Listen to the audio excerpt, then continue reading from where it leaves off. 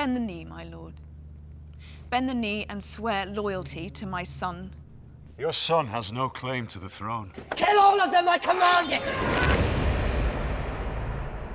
Traditionally, in a typical genre book, characters are punished for their evil actions and rewarded for their good actions. But in this grim world, you are punished for your good actions and often rewarded for your evil ones, which seems much more a reflection of the real world. Ned's an honorable man, and his honor gets him in trouble. And Cersei is a ruthless, lying, scheming woman, and those schemes and that ruthlessness actually serves her in good stead.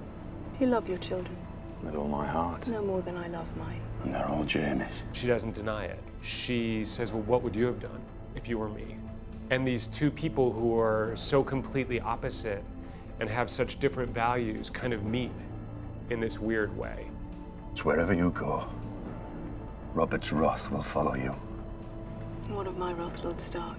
She doesn't feel the need to hide what she is, knowing that Ned's not going to go around telling everybody because Ned's too honorable to, shout it from the rooftops that Cersei has been sleeping with her twin brother.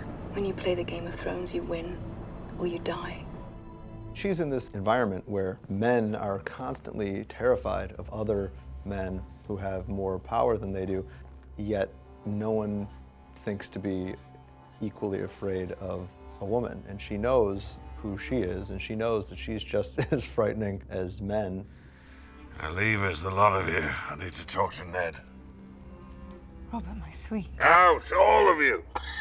This is the peak moment of her uncertainty when Ned, who knows the truth about her children, is being left alone with the person she least wants to know this truth.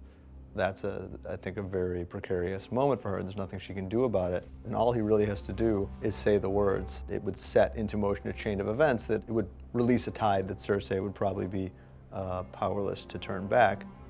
To tell someone who's got a few minutes left to live, by the way, your kids, they're not really your kids. Your wife has been having an affair with her twin brother this whole time. It's a little sadistic, and so Ned doesn't want to do that to his best friend. You'll rule now, until my son Joffrey comes of age. Ned does, one of the very few deceitful things probably in Ned Stark's entire life, which is he changes the wording ever so slightly. He wants Robert to leave this world with some measure of peace. So he's trying to preserve that peace for his dying friend. At the same time, he's trying to make sure that the throne doesn't pass to someone who doesn't deserve it, which would be Joffrey Baratheon.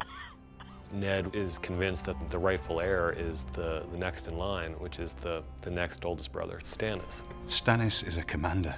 Do you still believe good soldiers make good kings? Stannis' ascension to the throne is the law in this case, and Ned's going to abide by that and not make the kind of arrangement that he would need to make to come out of this fight victorious. What's best for the people we rule? This isn't about the bloody line of succession. That didn't matter when you rebelled against the Mad King. It shouldn't matter now. Renly's point is, my brother became king. He didn't have any claim on the throne. He led a rebellion and overthrew the last king, and that's the only reason why he was king. So to be a stickler about the whole line of succession doesn't make a whole lot of sense when you were my brother's biggest supporter in this rebellion that overthrew the rightful king. Give me an hour and I can put 100 swords at your command. I will not dishonor Robert's last hours by shedding blood in his halls.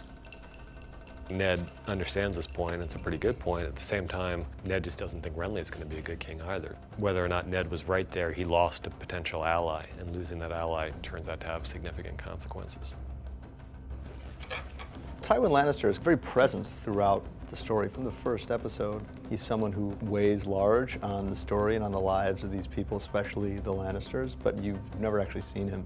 Lannisters don't act like fools.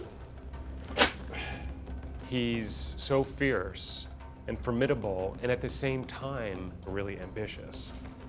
It's the family name that lives on. It's all that lives on. Charles Dance plays Tywin, and he got in there with a real dead stag and over again recut the skin, retook the innards and dropped them in the bucket 50 times in a row, and it didn't seem to faze him. Once you see Tywin, you completely understand who Cersei is, who Tyrion is, and who Jaime is, and why they are the way they are. He's the ultimate scary father who's never impressed with anything you do, and he's always going to be disappointed. I need you to become the man you were always meant to be. Now.